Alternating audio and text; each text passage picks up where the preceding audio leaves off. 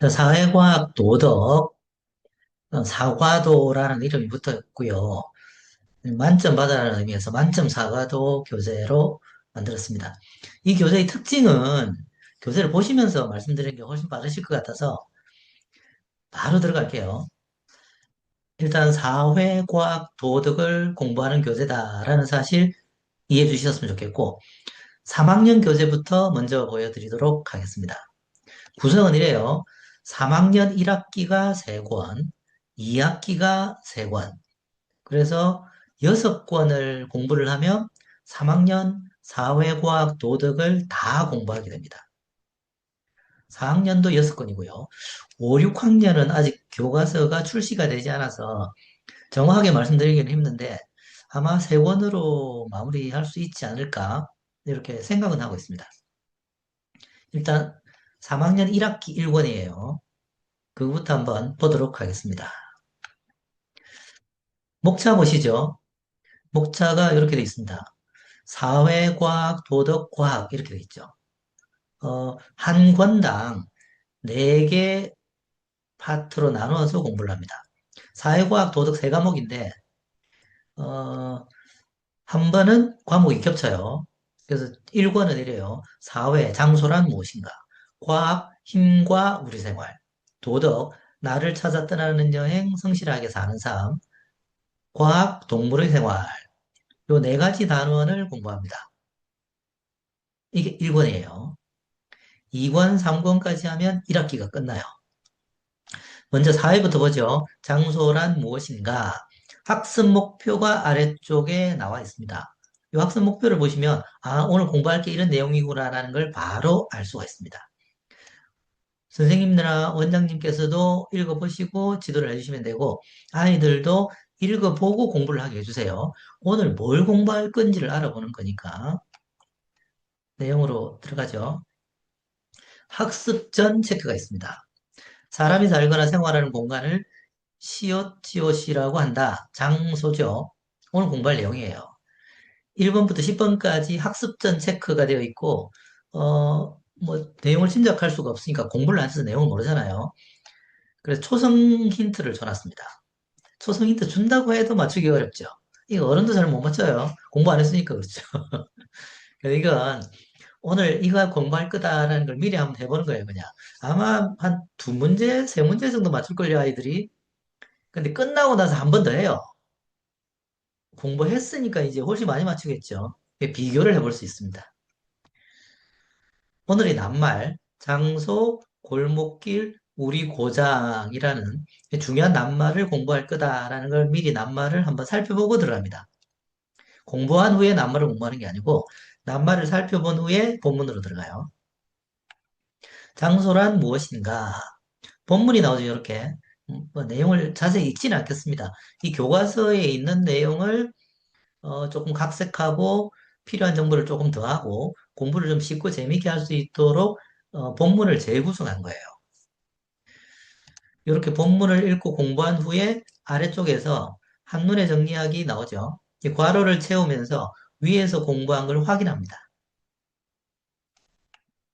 그리고 우리 고장의 다양한 장소, 버스 정류장, 학교, 뭐 다양한 곳이 있죠. 그걸 본문을 읽고 또 아래쪽에서 공부한 걸 한번 점검합니다. 이게 기본 패턴이에요. 본문을 읽고 아래쪽에서 공부한 걸 점검하는 확인 학습 코너가 있습니다. 말풍선 채우기, 내가 장소는 어디야 하는 걸 이제 아이들이 교재가 좀 재미있는 부분이 필요해서 이걸 한번 채워보는 코너예요. 이건 정답은 없습니다. 그리고 장소의 특징과 변화가 있습니다. 위치, 환경, 역할, 연결. 이런 게 이제 교과서를 읽다 보면 내용이 나오거든요. 그걸 쉽게 이해할 수 있도록 재설명해 놓은 코너고요. 낱말사다리.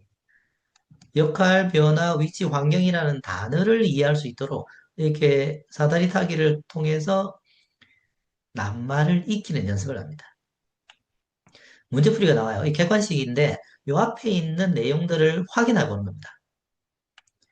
그리고 주제활동. 내가 살고 있는 우리 마을에서 중요한 장소를 한번 그림으로 그려봅시다. 우립을 중심으로 해서 학교는 어디고, 시장은 어디고, 버스 정류장은 어디고, 이렇게 한번 그림 한번 그려보는 거예요. 1번째, 살기 좋은 곳은 어떤 곳인가? 생활하기 편한 곳, 깨끗하고 안전한 곳, 서로 도우며 함께 지내는 곳, 자연과 사람이 조화로운 곳, 이런 게 이제 살기 좋은 곳이다. 그리고 어떤 살기 좋은 곳이 되려면 어떤 것이 필요할까 한번 적어보는 코너. 정답은 없는데요. 요 코너는 그렇습니다. 한번 적어보는 코너예요. 이것도 교과서에 내용이 있어요. 그걸 쉽고 재미있게 재구성했다. 다시 한번 말씀드립니다. 메타버스라는 개념도 교과서에 나옵니다. 이게 사회 교과서는 국정 교과서가 아니고 검증 교과서거든요. 예, 국정 교과서는 국어, 도덕 이런 거예요. 그 사회과학은 국정 교과서가 아니고 다양한 출판사에서 국가의 교육부의 검증을 받은 겁니다.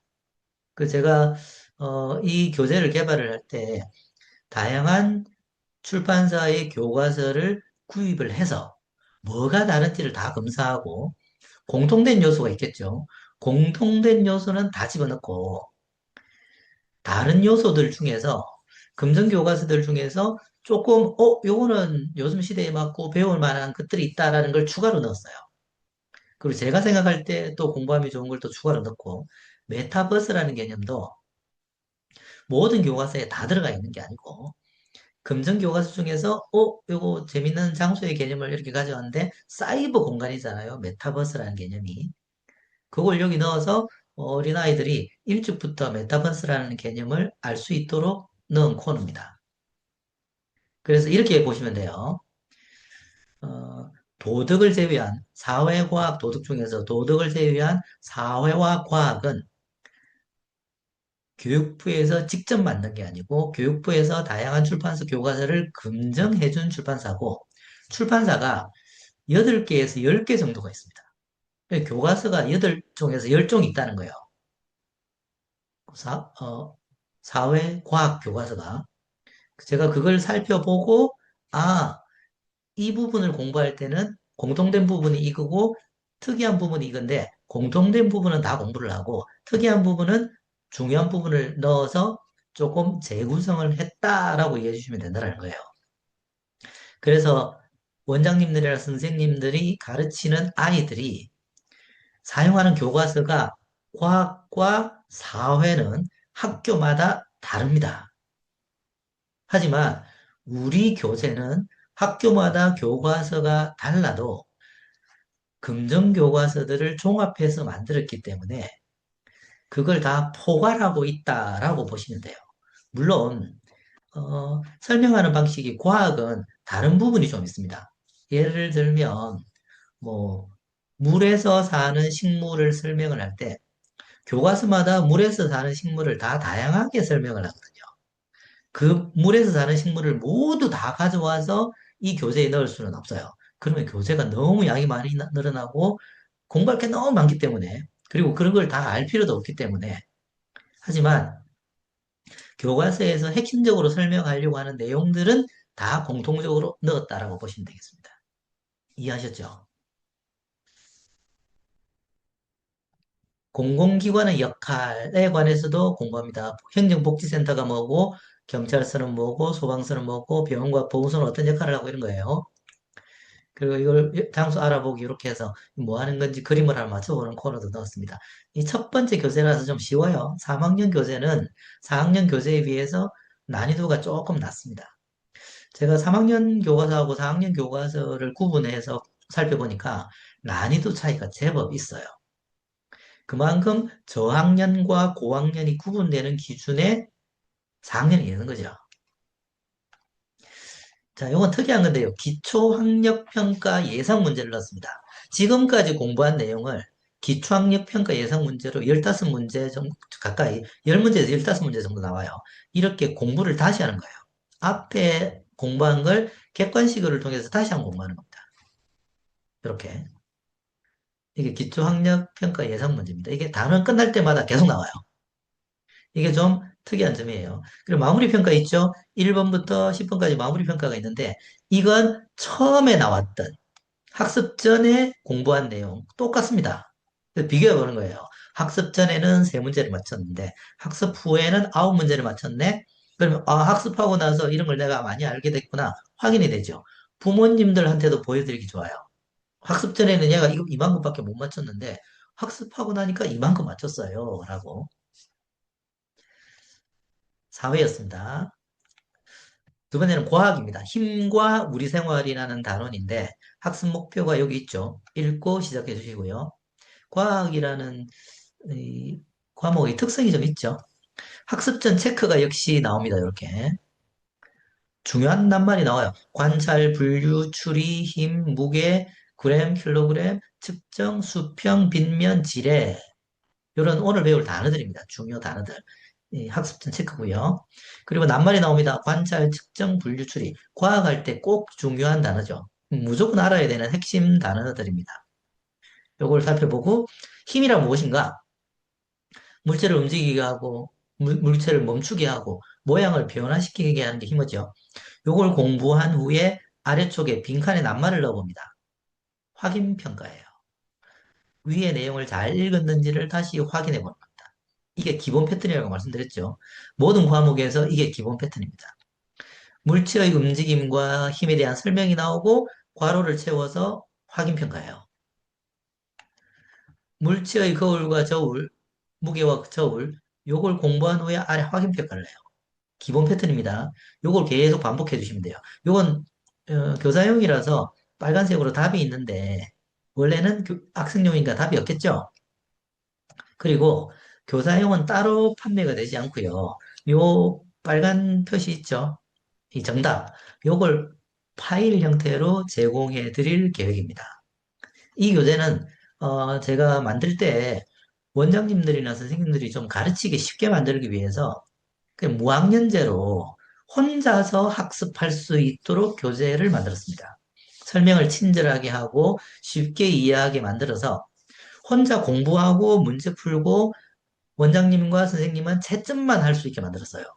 가끔 아이들이 선생님 이거 잘 모르겠어요. 그러면 이거 읽어보시고 설명해 주시면 되는 정도로.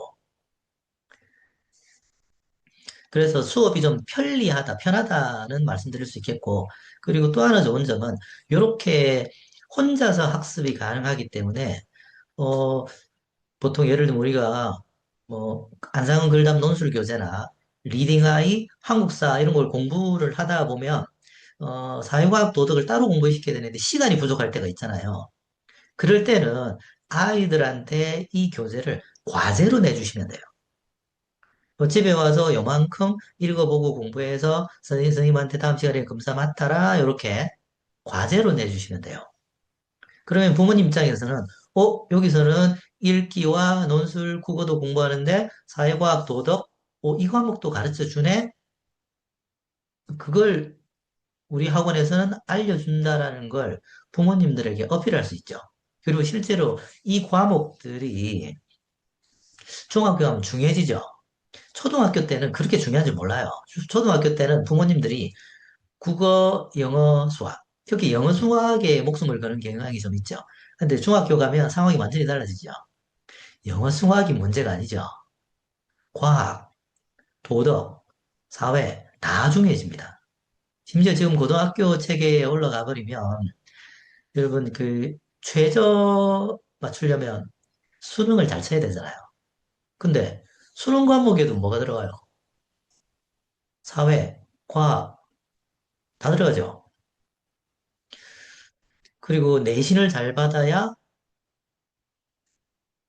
점수가 대학 가는데 유리해지잖아요. 내신에 꼭 들어가는 게 사회과학, 도덕 이런 거잖아요.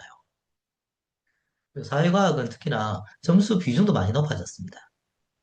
그런 점에서 사회과학, 도덕이 중요하다는 점 인지해 주시면 좋겠고요.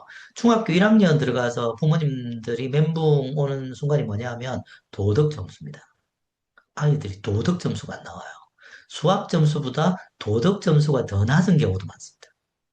깜짝 놀라죠? 도덕이 왜 이리 어려워? 도덕이 중학교 가면 철학적 요소, 이런 요소가 들어가 버리기 때문에 굉장히 어려워집니다. 그런 점을 보완할 수 있는 부분도 사과도에 있습니다. 기본적인 학력이라는 게 수학, 영어만 잘한다고 공부를 잘하는 건 아니거든요. 이 다양한 과목을 다 잘할 때 공부를 잘합니다. 그 서울대에서 모든 과목을 다 잘하는 애를 뽑잖아요. 이유가 있는 겁니다. 6번 무게와 수평. 요거 이제 저울을 가지고 무게가 어떻게 측정되고 수평은 어떻게 맞추고 이런 걸 이제 공부하는 코너고요. 내용을 자세히 말씀드리지 않을게요. 그냥 읽어보시면 다 아시는 내용이기 때문에 초등학교 3학년 수준은 별게 없습니다, 사실은. 그리고 수평을 잡으려면 어떻게 하고 또 확인학습 밑에 나오죠. 힘을 덜 들이게 하는 도구와 경사. 힘을 덜 들이게 하는 지뢰는 뭐고 도르래는 뭐고 빗면은 뭐고 이런 걸 또 공부하는 코너예요. 교과서에 다 있습니다. 그걸 조금 더 쉽게 설명하는 부분을 가져왔다. 그리고 과학은 교과서에 보면 실험을 하느라고 굉장히 많은 시간을 써요. 근데 우리는 실험은 없죠. 이건 교과서 수업 시간에 할 거니까 실험은 대신에 실험을 하기 전, 한 후에 꼭 배워야 할 개념과 결과 위주로 교재를 짜놨습니다. 일상생활의 도구, 도움을 주는, 힘을 쓰는 도움을 주는 도구죠. 힘과 우리 생활을 정리하고요. 그리고 기초학력 평가 예상 문제를 다시 공부합니다. 이렇게 공부한 후에 마무리 평가를 또 해요. 구조 단순하죠. 네, 이 단순한 구조를 계속 반복해서 공부하는 겁니다. 근데 이 구조가 과목에 따라서 또 과목의 내용에 따라서 조금씩 계속 바뀝니다. 똑같지는 않아요. 세 번째 도덕을 볼까요? 나를 찾아 떠나는 여행, 성실하게 사는 삶이라는 두 가지 테마를 가지고 공부해 봅니다. 나를 찾아라 떠나는 여행, 도덕이니까 내용이 조금 방식이 좀 다르죠. 교재 구성이. 쓰기가 좀 나오고요. 내가 좋아하는 게 뭔지를 적어봅니다. 그리고 내 감정이 소중한 이유를 공부하고 아래 칸에 빈칸을 채워봅니다. 이게 확인 학습 코너예요. 계속 이렇게 반복됩니다. 보시면 공부하고 쭉 글 쓰고 감정을 나타내는 말을 공부합니다. 그리고 감정을 표현하는 연습을 해요. 또 괄호 채우기가 있죠. 또 괄호 채우기 고르는 감정 고르는 코너가 있고요. 그리고 감정을 조절할 때 어떻게 하면 좋은지 그리고 고르는 코너가 나오고요. 감정을 나타내는 말들 나오고 부정적, 긍정적이라는 어휘, 단어의 뜻을 통해서 생각의 방향과 변화를 한번 배워봅니다. 좌우명 만들기 코너가 학교 그 교과서마다 교과서 있어요. 그래서 요거는 이제 미리 공부를 해서 쓸 수 있도록 만들어둔 코너입니다. 성실이란 무엇인가? 성실이라는 개념을 배우고 성실하게 생활해야 되는 이유를 살펴보고 계획을 세우고 실천해야 하는 방법에 대해서 알아보고요. 아래쪽에 계속 빈칸에 채우기 내용이 나오죠. 그 위에 걸 공부하고 아래 거 빈칸을 채우려면 위에 걸 다시 읽어야 돼요. 이렇게 해서 확인학습을 계속합니다. 또 기초학력 평가 예상 문제가 나옵니다. 마지막 동물의 생활 과학이 한 번 더 나오죠. 이게 1권은 이렇고요. 2권에 가면 사회가 한 번 더 나온다든지 이렇게 해서 균형을 어느 정도 잡습니다. 그리고 과학이 내용이 조금 더 많아요. 도덕이 제일 내용이 좀 적고 과학이 조금 더 많이 반복될 겁니다. 동물들의 생활, 동물들도 사전 체크 나오고 동물들을 관찰하는 코너, 특징, 분류, 어, 분류하는 기준, 숲에 사는 동물들, 땅속에 사는 동물들, 이건 그림으로 살펴본 거고요. 강, 호수, 바다에 사는 동물들, 이렇게 해서 동물에 대한 다양한 모습을 공부하고 괄호를 채우면서 확인학습을 반복해 나갑니다. 이건 교과서 전에 공부해도 되고, 교과서를 공부한 후에 복습하는 것도 좋고요. 어떤 형식으로든 다 좋습니다. 예습도 가능하고 복습하는 교재로도 가능합니다. 마무리 평가. 예습이 가능한 것은 교재를 쉽게 만들어 놨어요. 설명만 다 읽으면 공부할 수 있게 만들어 놨습니다. 글을 읽을 수 있으면 공부가 돼요. 기초학력 예상평가 문제 나왔고, 이게 3학년 교재입니다. 4학년 교재 보여드릴게요. 4학년 교재 구성은 비슷합니다. 사회과학, 도덕과학. 4학년 1학기 1권이에요. 4-1이라고 그냥 보시면 되겠습니다. 학습 목표 나옵니다. 제목이 지도로 만나는 우리 지역이죠.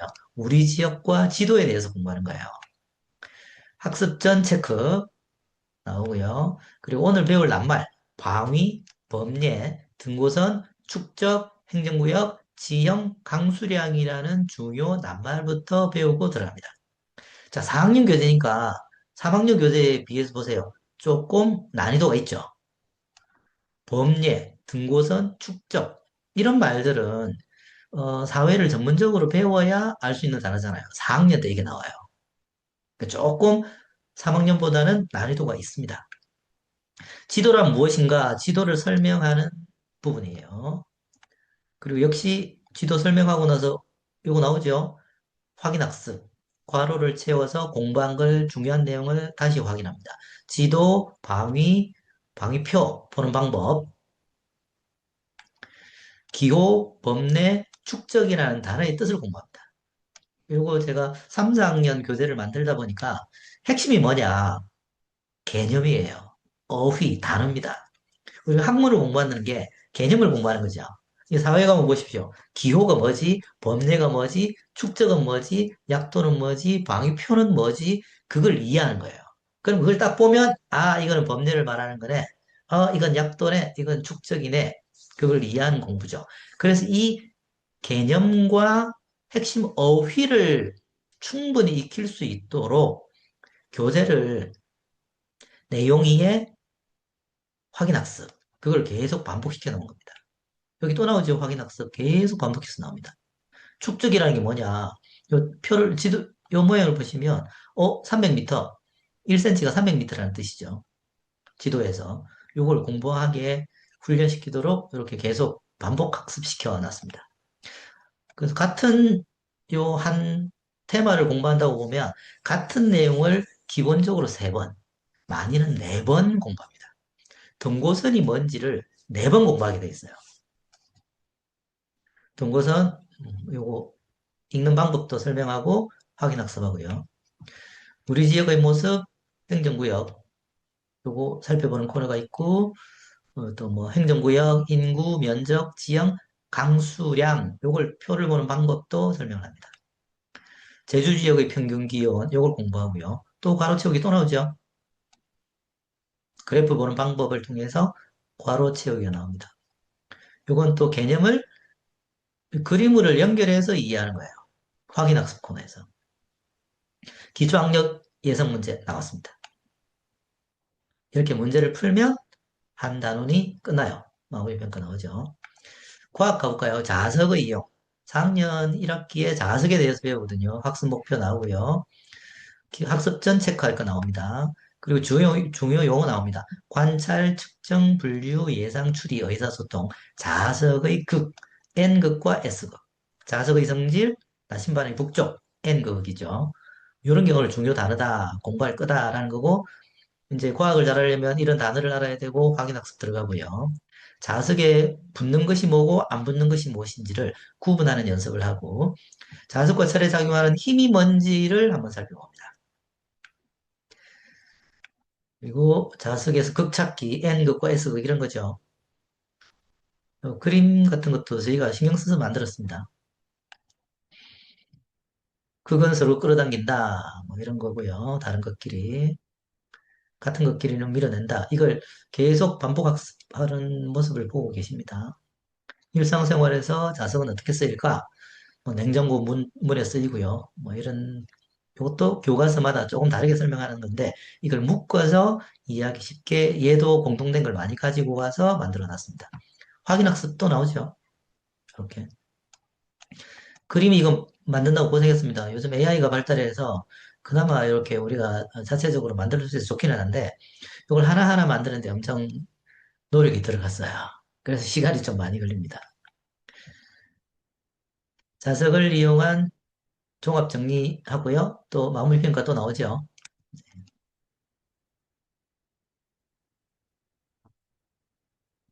도덕 볼까요? 도덕 공부 행복한 우리. 4학년 도덕이에요.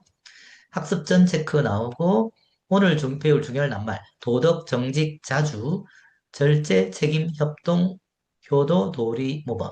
도덕의 특징이 그거죠. 추상적 개념을 공부합니다. 과학은 구체적 개념인데 이 도덕은 추상적 개념이에요. 이 추상적 개념을 이해하는 능력이 점점 나이가 들수록 중요해지거든요.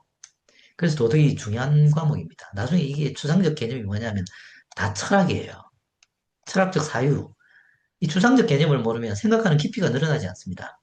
이 추상화를 할 수 있는 능력이 추상적 개념을 이해할 수 있는 능력이 생각하는 능력이거든요. 구체적 단어는 뭐예요?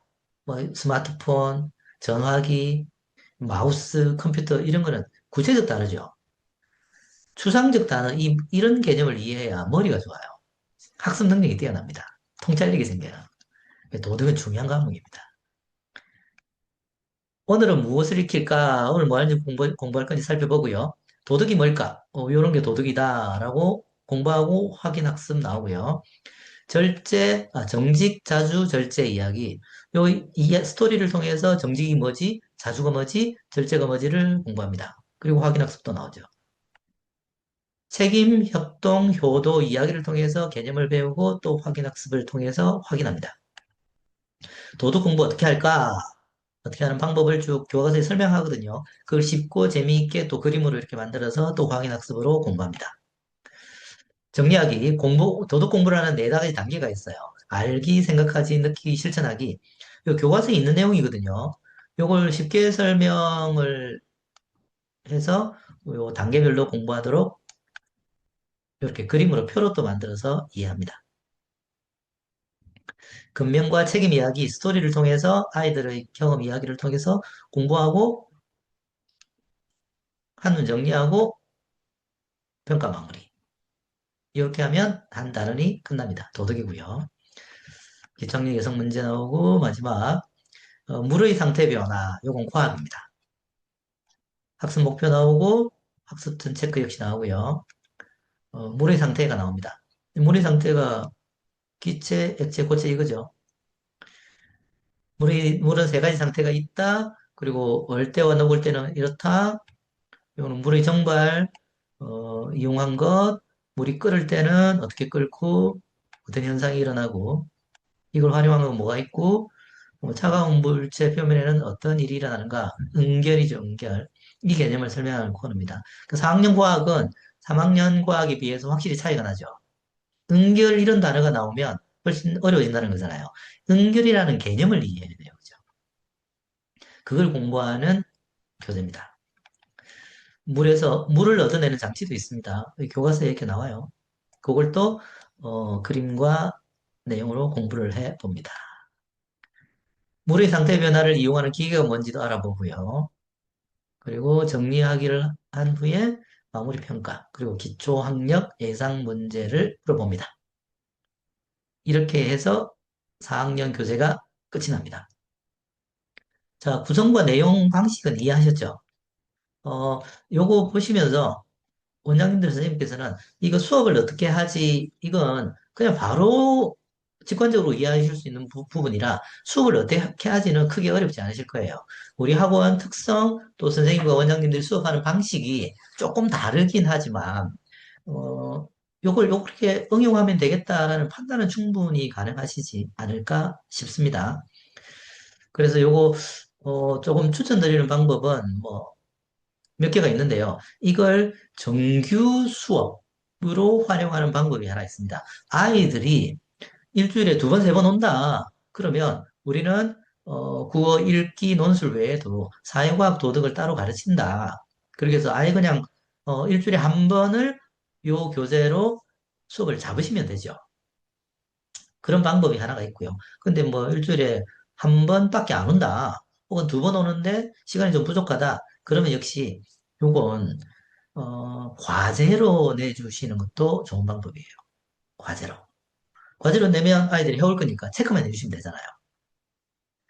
그리고 과제로 내주시면서 요걸 정규 과목에 편성해서 운영하는 것도 하나의 방법이 됩니다. 왜냐하면 애들이 집에 와서 해오고 학원에서는 요거 평가하고 설명해 주는 시간을 잠시 가지면 되니까 그것도 하나의 방법이 될 수는 있겠죠. 자, 제 설명은 여기까지고요. 혹시 원장님들이나 선생님들께서 궁금하신 점이 있으시면 채팅창 같은 데 올려주시거나 말씀으로 한번 해주시면 제가 답변을 드리도록 하겠습니다. 자, 중간에 질문이 하나 올라오셨는데요. 1학기 사과도 교과서에 나오는 모든 단원을 공부하는 게 아니라 몇몇 단원만 하는 걸까요? 아닙니다. 1학기 사회과학 도덕에 나오는 모든 단원을 공부해요. 1권, 2권, 3권으로. 지금 이 목차가 보고 계신 목차가 사회, 지도로 만든 우리 지역, 과학, 자석의 이용, 도덕 여기 있잖아요. 이 목차가 약 3분의 1 정도에 되는 목차예요. 그 1학년 1학기 교과서의 3분의 1 정도 되는 목차예요. 그럼 2권에는 또 3분의 1이 나오고 3권에는 또 3분의 1이 나오겠죠. 그렇게 해서 3권을 공부를 하면 1학기 수업이 끝나요. 그러니까 한 달에 한 권을 공부한다라고 보면 석 달을 공부하면 1학기 공부하는 교과서의 양을 다 공부하는 겁니다. 이해가 되셨죠? 그리고 2학기는 또 3권을 공부하면 2학기 공부하는 분량이 끝납니다. 조금 욕심을 내시는 원장님들께서는 뭐 방학 특강으로 뭐 예습한다. 예를 들면 뭐 겨울 방학 때 3학년 1학기, 4학년 1학기를 사회과학 도덕을 예습한다.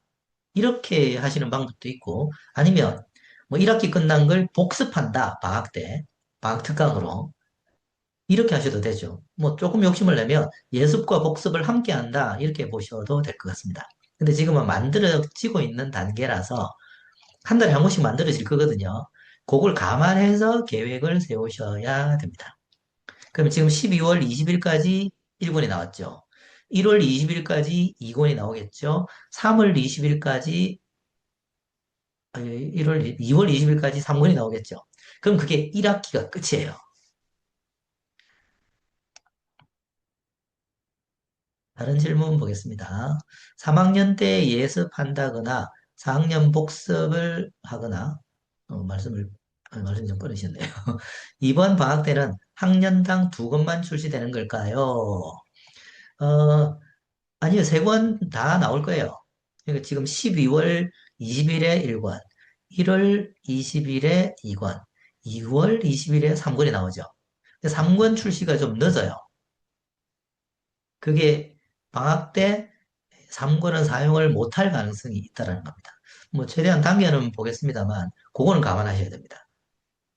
봄방학 때쯤 3권을 쓸 수 있을 것 같네요. 예습 복습용으로도 사용하면 좋다라는 말씀을 드렸습니다. 그리고 지금 5학년, 6학년 교재는 지금 제가 알아봤는데 교과서가 교육부에서 검증은 끝났어요. 근데 각 출판사에서 아직 공개를 하지 않고 있습니다. 제가 여러 루트를 좀 살펴보니까 공개는 아마 빠르면 1월, 늦으면 2월 달 돼야 공개가 될 거다라고 이야기를 하더라고요. 보통 교과서를 2월 달에 이게 학교에 배부를 하니까 그때쯤에야 어, 구할 수 있을 거다라고 이야기를 하거든요. 그럼 5학년, 6학년 교재는 2월 달쯤 돼야 우리가 출시를 할 수 있지 않을까. 빠르다면.